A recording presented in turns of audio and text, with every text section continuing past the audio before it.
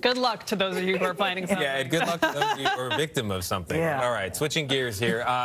Many of us have probably been spending more time sitting on the couch since the pandemic began, and a new study found that adults have gained roughly 1.5 pounds every month since the start of the lockdowns last year. And it's not only adults. Before the pandemic, 1 in 3 children in the U.S. were considered overweight or obese, and that number may have risen with fewer opportunities for exercise. We spoke with one Massachusetts mom who told us she grew concerned that one of her sons was much less active when after school and other activities were shut down.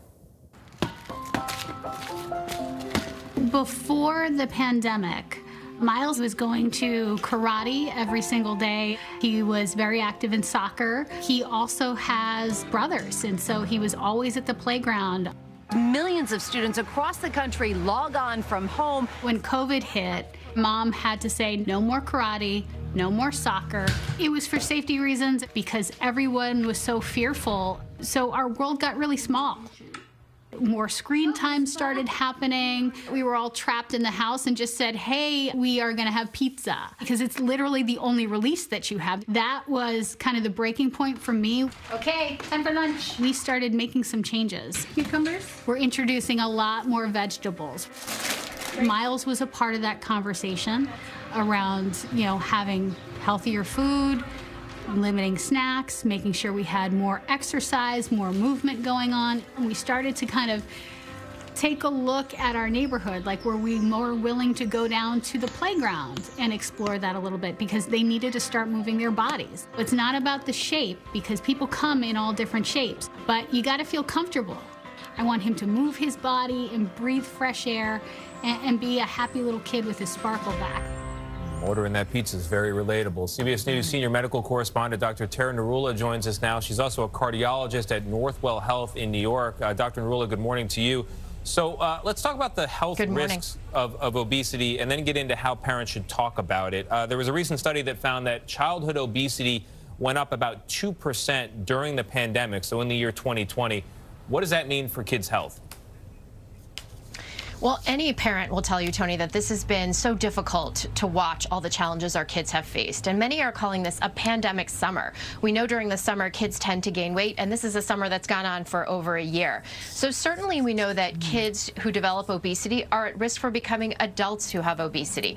And there are health risks associated. For instance, hypertension, high cholesterol and diabetes, respiratory problems like asthma and sleep apnea, acid reflux, fatty liver, joint and musculoskeletal problems, and then the whole host of psychological issues that may come up as well: depression, anxiety, and low self-esteem. So it really was the perfect storm of a pandemic exacerbating an underlying epidemic of childhood obesity in this country. Yeah, so true story from my childhood. The first healthy body conversation I had involved me getting out of the pool and my stepfather just pinching the fat on my belly. Prior to that moment, didn't even occur to me I had a belly, let alone that it could get bigger. No, so I don't think that it would be the recommended way to begin that conversation.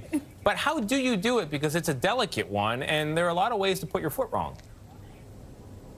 Absolutely. And, we have 2 young daughters, my husband and I. My husband's a plastic surgeon. And so we really delicately walk around these conversations about bodies. And really what we try to do is steer away from image and appearance and weight and focus on healthy living. And that's what parents really want to do. It's set the patterns, the foundation for a healthy lifestyle from a young age. So the same way that we talk to our kids about finances and teach them about money, we teach them about values and manners, we help them with their homework and goal setting, we need to be laying down healthy habits for exercise and diet so that they go off to college and they know how to make the right choices. And really also we want to pay attention to how our kids are feeling about their weight. And so asking them, if they come to us with questions like, am I overweight? Really approaching that with, well, what do you feel about your weight? And how can we help you as a family and support you in terms of making good choices? Dr. Narula, are there certain words that parents should avoid when talking to their kids about weight? Well, certainly, again, you don't want to put your kid on a diet. That is something that has been shown that can actually increase the risk of eating disorders and obesity. You also don't want to restrict certain foods or have one child able to eat certain foods in the house and the other child can't.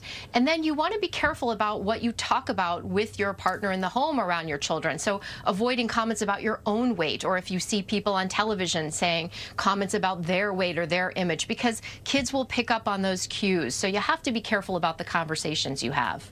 How much daily physical activity should children have, and adults too for that matter, during this time? So children should be getting about 60 minutes a day, and for adults, we usually say 150 minutes of moderate aerobic exercise per week, which is like 30 minutes a day for adults. And really what you want to do, both for kids and adults, is find activities that you enjoy doing, a variety of activities. And it's been difficult with our kids because they've been in the house, but there are things that kids can do at home, things like setting up an obstacle course, playing balloon volleyball. We call it balloon bop in my house. And then there are dance and YouTube videos and games that kids can do. Go Noodle has a lot of great educational videos for kids on how to stay active, cosmic yoga. So there are things that parents can offer their kids to keep them active. In fact, the American Heart Association has a great app called NFL Play 60.